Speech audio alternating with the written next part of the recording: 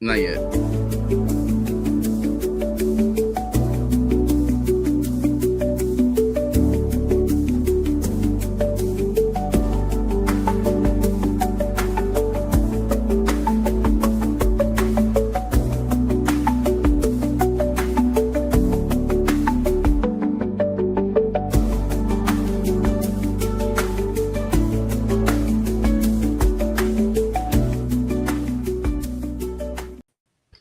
What's going on, everybody? Welcome to episode 114 of Boss Up Talks. How you feeling, Natalie? I am feeling good. Feeling real good today. Excited about what we're gonna be talking about today. I was just telling Chef Jay, Coach, I'll be talking to my clients about this. He was like, let's go live, let's go live. So I'm excited about having this conversation today. Yep. Are we gonna go into our wins? Oh yeah, so you already said go ahead No, I'm saying you too. go first. You know, I always go first. You go ahead. What's your win? What you celebrating this week? Wins for the week. Okay, well normally we're not live on no wait, it's Wednesday today? Oh yeah, I'm sorry. Normally I don't work on I just came from work. My win is that so I got a chance to talk to really one of my good friends from college. I've known her since like kind of the beginning of her business, kind of the same situation with me. And we were talking yesterday about just how like when you're going through business, sometimes you have those moments where you feel really stuck. You feel I don't want to say depressed, but low-key depressed, and you just waiting for what the next move is. And I realized is I thought about the waiting room. The doctor's office has a waiting room for a reason because it might not be your turn to be seen, but in the middle of your waiting, what are you doing in that season? So it got me excited because I'm like, yo, I'm in my waiting season. So let me work on what I'm good at. So what I did was on social media, I posted all my services. I had a conversation with my client. She said, you do all of this stuff? We was talking about it. And I'm like, yeah. She said, I didn't know that stuff. I didn't know that. So what I did was I worked on an actual PDF document that on a one page has like an image of all the 9 services I provide. And then on the next 2 pages, it gives a description of each service. So there's a Bible scripture that talks about when Jesus had asked his disciple, cast out your nets, right? And they put like 1 or 2 nets out. And it's just like, it got so heavy that the nets broke, that when God tells you to cast your nets out, don't be afraid to cast them all out. Because guess what? If I cast it out, I just gotta lift it up if nothing's in there. But you never know what's going to be that vessel God uses. So for my win is just casting my net. This is my season to cast out my nets. I can't complain about not having enough when I didn't cast all my nets out. So that's my win for this week, is just really creating a platform in a service and a visual document of all the services I have. So now I can cast out my net and watch God work in that season. What about you? That's so good. I love how you explained that and you broke it down, because I feel like that's also my win as well.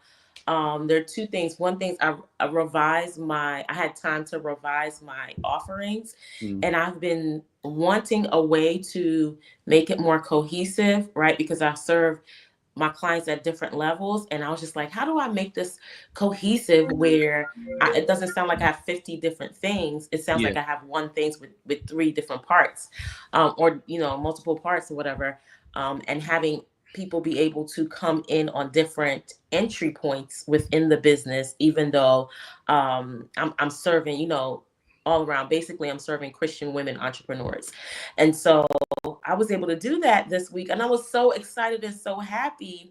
And it just made me think about what you said with the nets, right? Making sure you have those multiple nets, because when you cast it out this time, it's going to be so heavy. You're gonna need a place to store each and every one of those things. So that's one of my wins, just refining my offer, and making it more cohesive.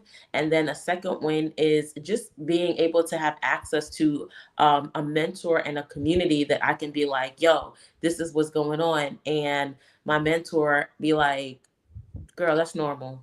Like, you're not crazy. Ain't nothing wrong with you. This is the normal cycle of business. Like, people go through this all the time.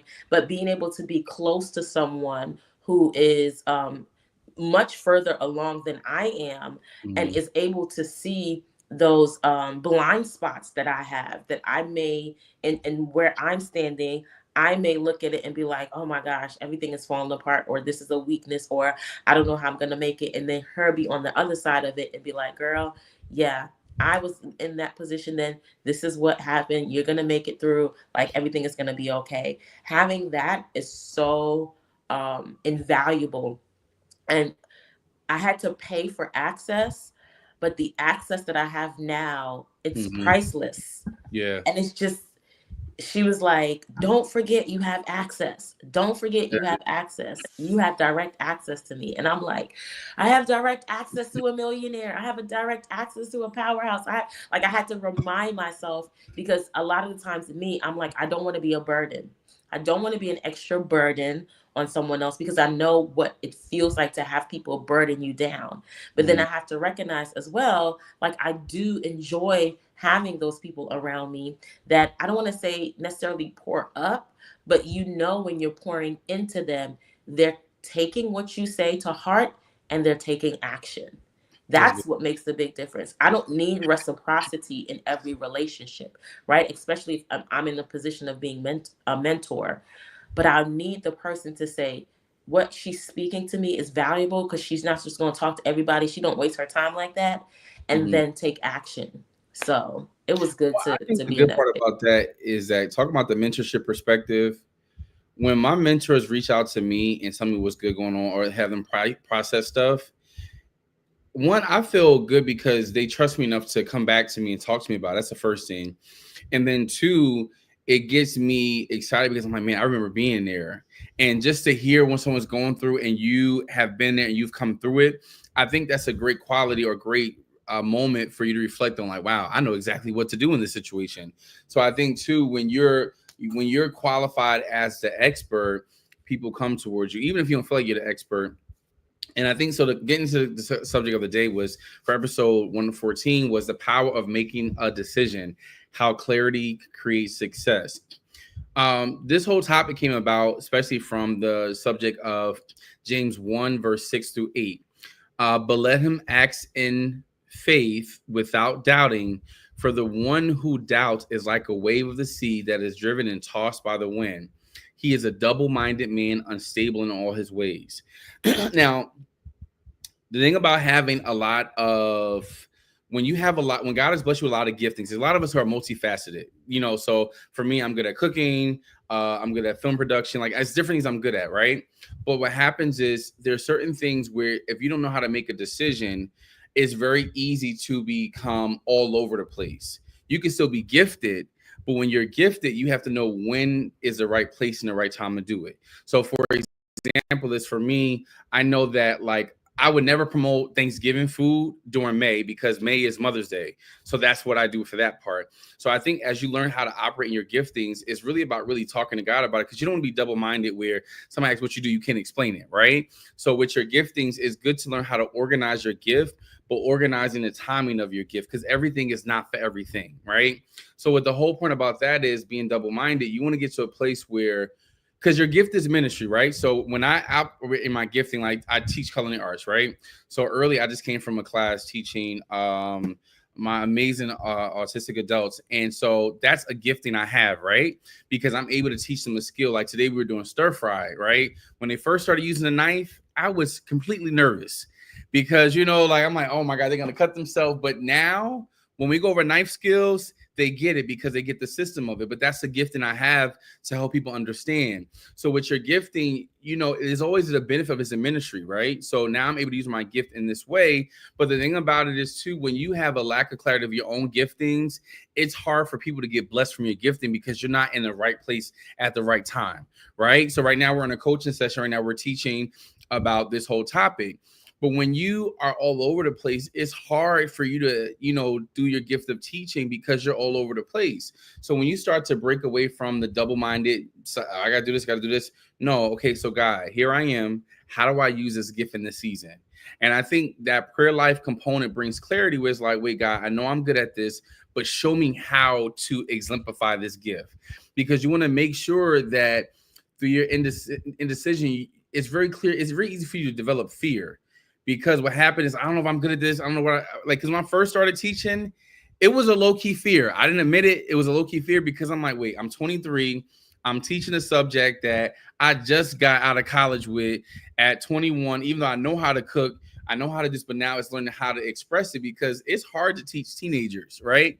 So I developed such a confidence that I studied because I wanted to make sure when I exemplify my gift, I have clarity and this in distinction because I don't know everything, but I know a lot about stuff. So let me work on God. Show me how to teach this thing. Show me how to operate in this gift because sometimes if we don't ever ask how to use the gift, we never become fruitful. And it becomes a thing where we're so indecisive. Maybe I should do this. Maybe I should do just do one thing and just try it and see how it happens. And then you can really start to flow through your gift through trial and error. I am so happy that you talked about that. And it's so funny because as you were talking about, being multifaceted and multi-talented, right? Which for me, I work with visionaries and entrepreneurs, and a lot of them are multi-talented and multifaceted, and they can go in any direction. Sometimes it's very hard to pin down a focus so that they can move, right? Because clarity doesn't come when you wait. Clarity comes in motion. And Good. as you take the next step, even if it's the wrong step, you get clear about the fact that that's not the right step. So you know you need to take another step, right? So mistakes are actually not as bad as we think they are. They help us get clearer on how we should move in the marketplace. I had a conversation recently with a client, I think it was last Thursday. And in the session, I was like, man, my head is spinning. I'm like, the way that you talking is giving me that double dutch vibe because it's like you want to step out, but then you're like, oh, but if I step out, no, it might have. But if I do that, and if I do that, and da, da, da, and it's just like you're still in the same position. It's like a basketball player on the court, and they just pivot, pivot, pivot, pivot, pivot, pivot, pivot, pivot, and they never throw the ball, they never pass, they never do anything but pivot. You're still in the same spot. Mm-hmm. And there's so many people in entrepreneurship or who want to start a business and they constantly in that place of should I do this? But if I do this, and really, as you said, simply making a decision can be the next step to getting the clarity that you need. Staying in that place of indecisiveness, you're absolutely right. The root of it is fear, and you have to deal with that fear. And I like to tell people have conversations with it, Mm-hmm. right? Ask it questions. The devil don't mind asking y'all a lot of questions, and y'all be answering, right? Ask questions. Okay, what's gonna happen if I step out and do this? What's gonna happen if I take the next step? What if I go out there and only 3 people show up? Are you Yeah. gonna sell to 3 people? I'm absolutely going to sell to 3 people like it's 300. Some people may not sell to 3 people, but you got to start asking the questions, start moving forward, getting those answers. But if you're constantly in this place of just what if, what if, what if, what if, what if, you're never going to get the clarity that you say you desire on the other end of your what if. It's not Mm-hmm. on that current side, but you got to make a move. You got to take a step so that you can get on the other end of it. And that's the best way to begin getting that clarity is really making a decision. Yeah. I realize in life, if I don't make a decision, things don't happen. Right. If I don't, and the thing about it is too, you have to be okay with whatever comes with that decision because with the decision it comes negative and positive. Well, not I don't say negatives, it's because it's your perspective of it. But there's going to be moments of opportunities, joys. It may be some things that may be very hard, like for example is right now working full, like not like working a job full time. Yeah, that's a price of decision that you're making by being in business where you may not have it all this month and your account might be looking a little red, so there are things that come with it, but then it's the joy of seeing your clients grow, seeing people enjoy your products and talk about it. So there's different things that happen in different seasons, but once you make a decision, clarity comes. Like I think that there's certain things that until we make a decision, you won't experience the other side of it because it's always, well, I don't know how it's going to work. Is it going to work? Is it going to do this? So that decision thing is so important. Like even if I'm doing a recipe, I have to make a decision about what temperature to put the food on. And next, once I put the temperature on that food, I'll find out quickly if that was right or not. Or if I want to try something different. Like we had a graduation party for myself a few weeks ago, and I had shrimp and mussels. I'm like, oh, I think I should do like a coconut curry kind of vibe with some linguine. So then I know it was good, but that don't mean everybody gonna like that, because curry is like kind of a thing where it's like people like it, they don't, you know, and people loved it. So I had to make a decision of how I want to do something, because when you make a decision, you start to see clarity happen fast, and you see the result of your decision.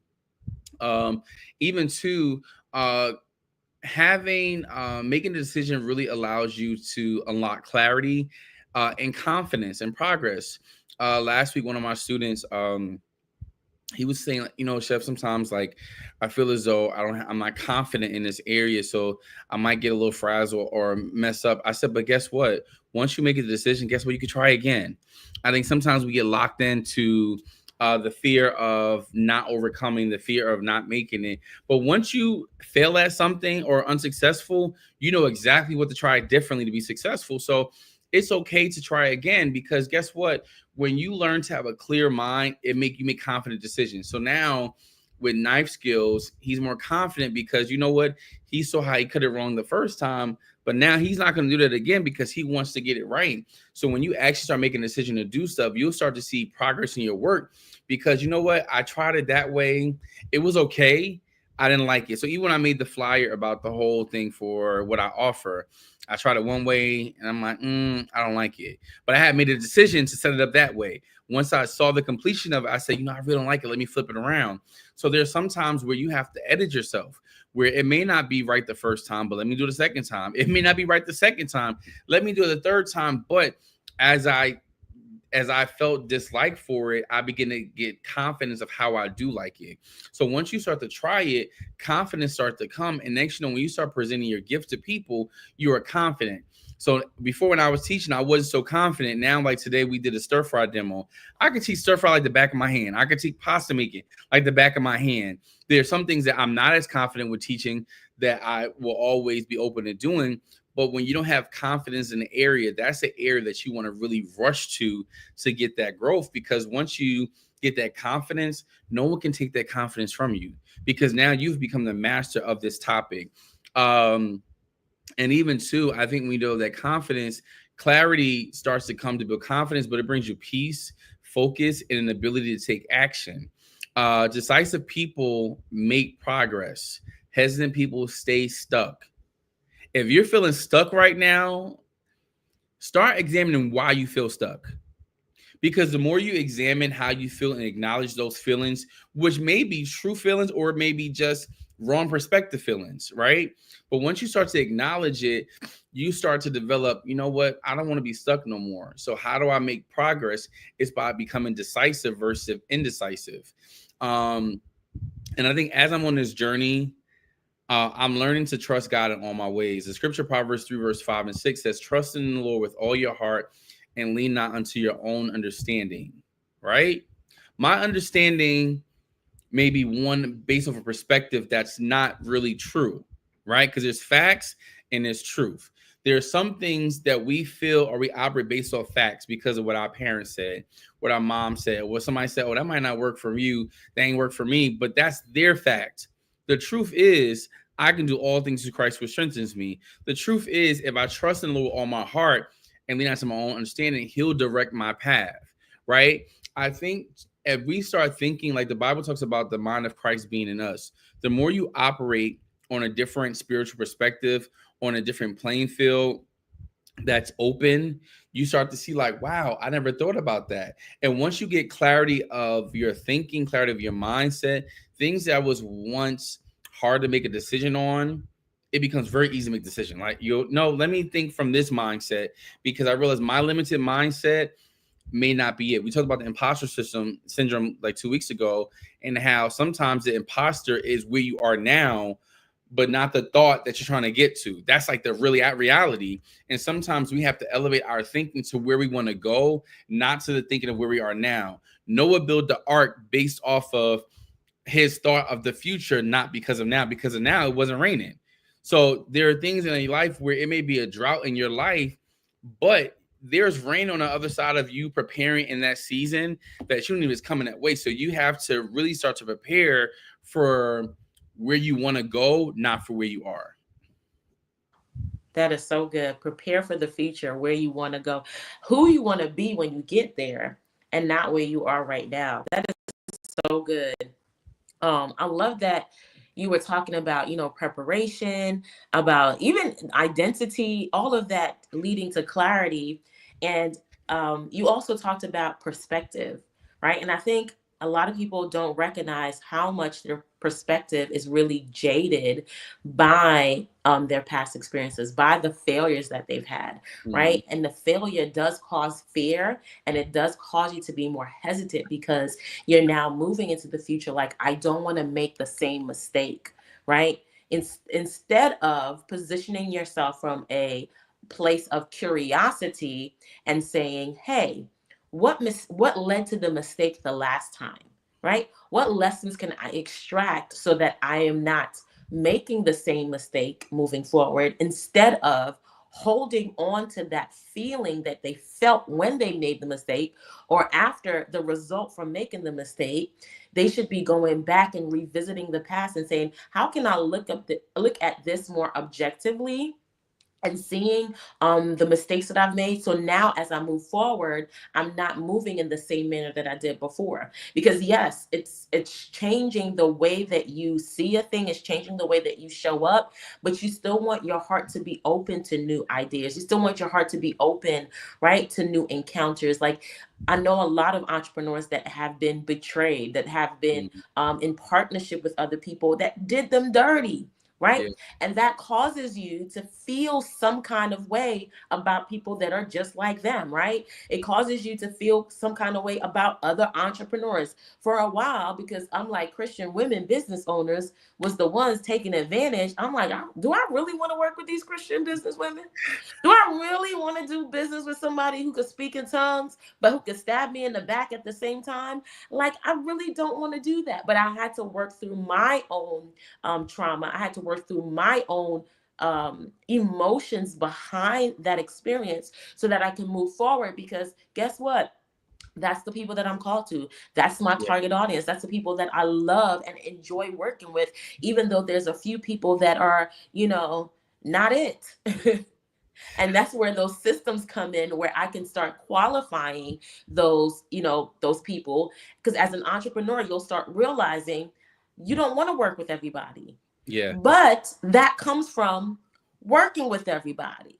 Then you realize, you know what I'm saying? So I could have said, I'm going to stay in this place and I'm just going to constantly think about who I should be. Because if I work with these Christians, they might do that. And if I don't work with Christians, they might. And if I work with, because, like I said, I work with Christian business women, and they have the same thing. And they be like, well, I want to work with Christian because God called me, but then I don't want to because I need to save the world. I'm like, just start somewhere. Just pick a demographic, see how the messaging works. If it doesn't work well, if it's not hitting, we can come back, we can revise, we can revisit, we can do things. I'm like, listen, baby, if you look at McDonald's, it's not the same logo as it was when it first started. They Yeah. revised it along the way. That's Go good. back to their menu. It's not the same menu as when I was a kid. They have revised it and fine-tuned it along the way. And you can do the same. You don't have to wait for everything to be perfect, because perfection it's not a moment, right? It comes with progress. It comes Mhm. as you consistently practice and do a thing, and look at the failures and look at the missteps. Look at where people are not coming. Look at where people are gravitating towards. It comes with all of that, and being able to be curious and not judgmental because you think you should know better, Mhm. even when you know you don't know everything. I see a lot of people that are very self-critical, and then that is projected onto their clients as well. That's projected onto the marketplace, and they end up repelling people instead of attracting more clients, because they are so judgmental with themselves and with other people around. But putting that aside and putting it down and laying it down and actually changing the way that they see and say, you know what, I may not have it all together, but Mhm. where I am right now is enough to help somebody that's not here. Somebody where I am is where somebody else would love to be. And how can I navigate, go back in my history and look at the course that I've navigated and help somebody get here? That's how you get to the next level, is by helping someone get to where you're at right now. But that requires you to be curious Mm. about the mistakes that you made, to be curious about the things that didn't go well, and not judge yourself because you made that mistake. There's something that you said that really stood out about perfection. I feel like there's no such thing as perfect, right?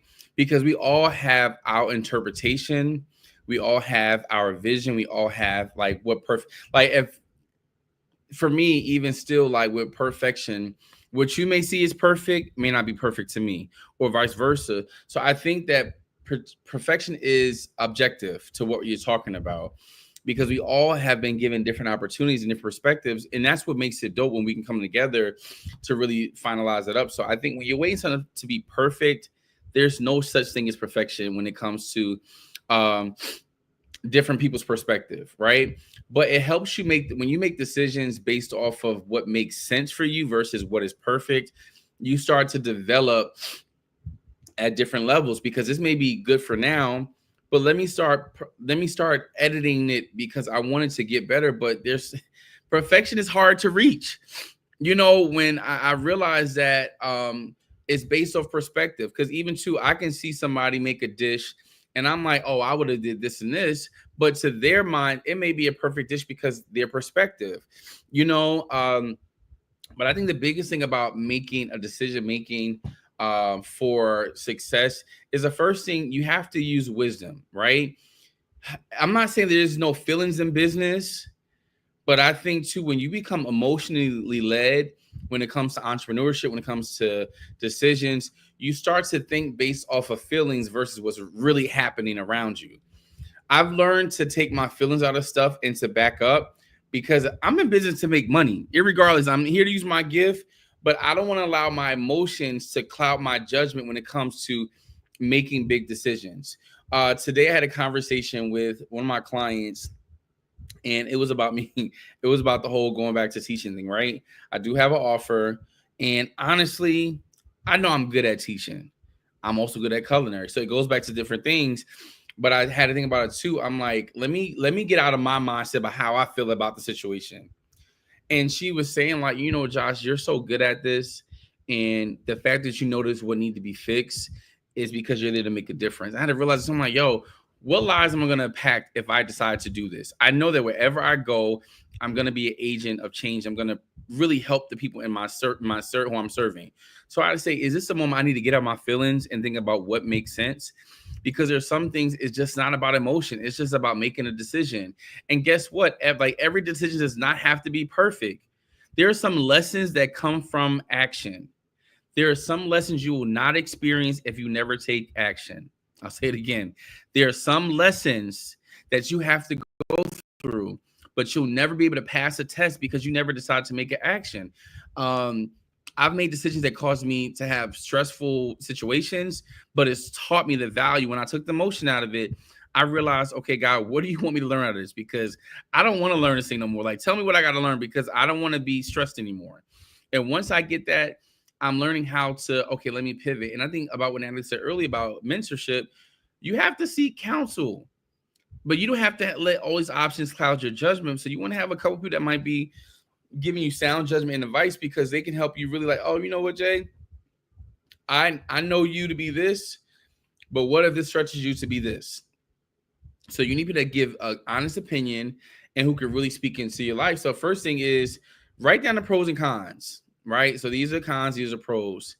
And honestly, when you see it on paper or on your notes, it brings clarity, because there's something about seeing words on paper that brings things to life. You can think about your head, but when you see it, it makes sense, right? And then the second thing is, you want to set a decision deadline. Don't take all day to make a decision. Okay, so by April 1st, I'm going to make my decision. So this way I can take time to experience stuff, pray about it, focus on it, and don't let anybody rush you to make a decision. Like, this is the date I want to make a decision. This is what works for me. And this is for people who are not being lackadaisical. Don't get me confused, because sometimes you need that push. And the other one is pray and move. Pray and move. Faith without action produces no results. Faith without action produces no result. If I want to win a marathon or race, I have to move my legs left and right, left and right, left and right, so I can get to a finish line. If I never decide to move, I can never reap the benefit of it. Okay. In Proverbs 4, verse 7, wisdom is the principal thing. Therefore, get wisdom. If you don't understand something, get wisdom about it. Read a book, watch an audio. Like, I think getting wisdom helps you make so many better decisions.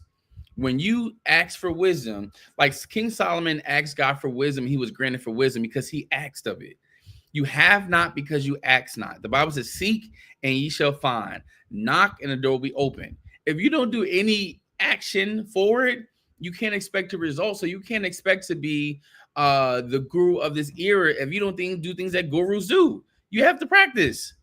I didn't just become a chef overnight. No, I'm in this for 25 years. So I have taken time to master what makes sense for me while still learning, right? You have to be open to learn. And that's the biggest thing. Make a decision. You heard the man. Make a decision and move. Okay. Handle business. You can fix it later on. That was so good. That was so good. What is it that you said? Um, master while you learn. Yeah. Like, we sometimes think about those two things as being, opposite of each other, right? And they are, but they can work together beautifully, because your intention is, I'm going to be the expert in this. I'm going to, be perfected in this. I'm going to be the professional in this. And in order to become the professional and the expert, you have to show up consistently. You can't be a piano prodigy if you don't practice. When we lived in Mississippi, we had a neighbor. His her son was about 11, 12 years old, and he barely ever came outside. And the kids would go knock on the door. My kids are so sweet, and they were like, "Can he come out? Can so and so come out? Whatever." And most of the time, he couldn't, because he was practicing piano. And I'm like, Mm. he always playing the piano.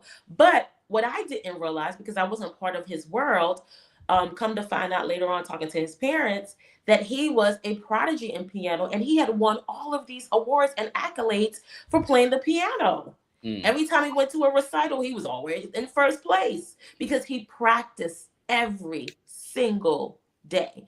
When my kids was outside playing around, he was practicing, okay? And so sometimes we have to give up and sacrifice the present, certain time within the present, in order to be a master in the future. And Mm. once you are a master in the future, you can dictate what it is your price is going to be. I'm sure once he gets to be 30, 35, and he's playing at Symphony Hall, he can dictate his price. He is the master of it. But it's going to take time.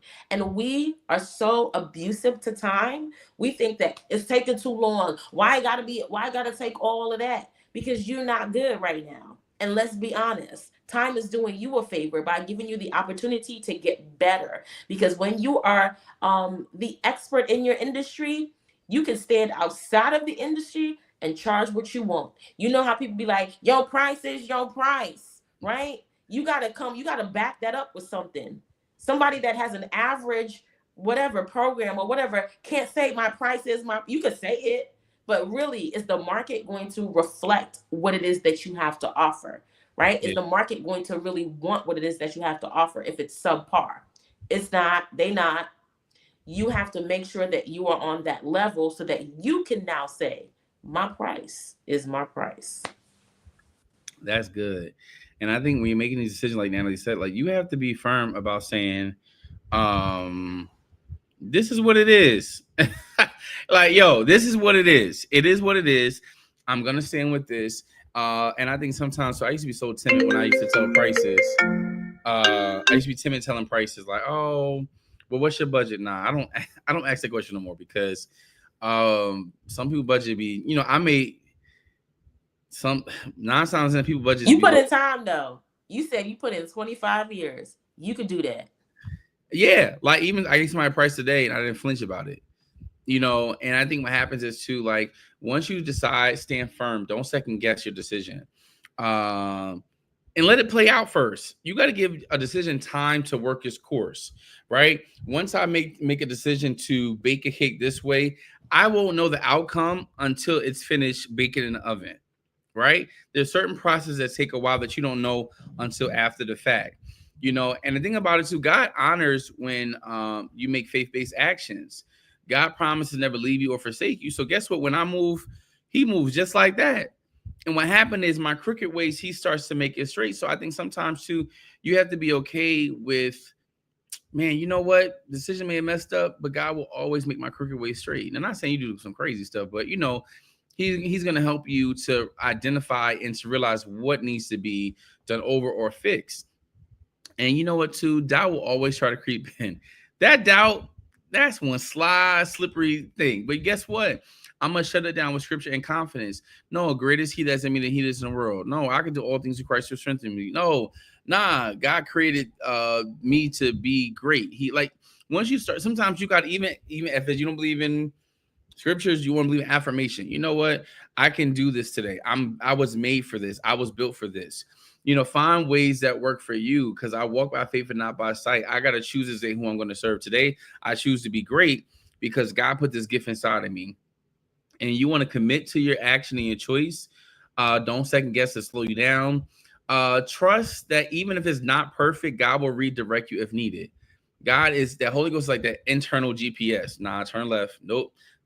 Come this way. Nah, go this way. Nope. Let me flip this way. Because what happened is once you start to declare victory over every decision, victory starts to challenge you in the right way, right? Once you start saying, I want to do this, what happens is clarity starts to come. Clarity may come as a test to make sure you're ready for it. Like every morning, I have to challenge myself, no, you have to pray every morning. You have to do certain things every morning to get your mind right. Every day I start my day with gratitude. I'll say, thank you, Jesus. Or I'll say, God, thank you for this day. I'm glad I have the activity of my limbs.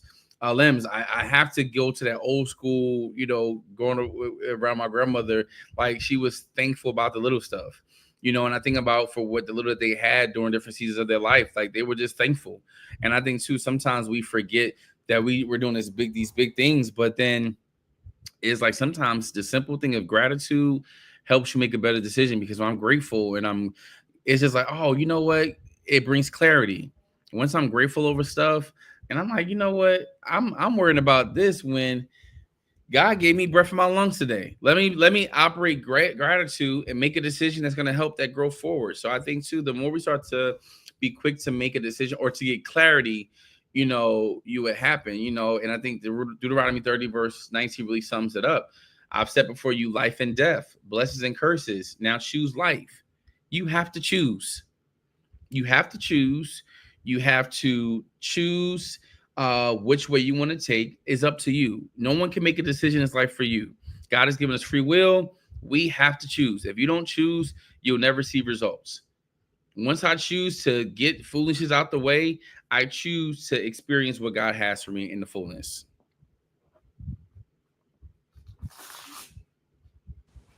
You set it off. I'm done. Now, at least I got to two, so Choose I got life. 201. 201. For real.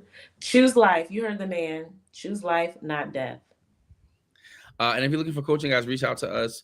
I need to tell you about planning a boss up day for June, and I'm sure you can come. But working on doing a conference and getting things back together, because I realized the conversation I've been having with all entrepreneurs that I'm really cool with is about community. And sometimes we're feeling like kind of like not down, but like not feeling it is because of community.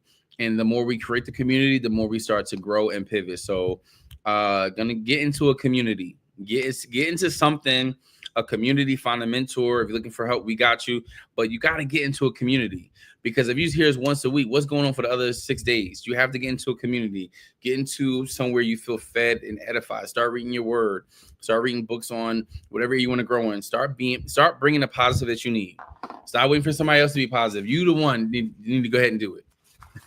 All right, so guys, have a wonderful week on purpose, guys. Share this live with other people who you know might need to hear this, okay? And have a wonderful week on purpose. Bye, y'all.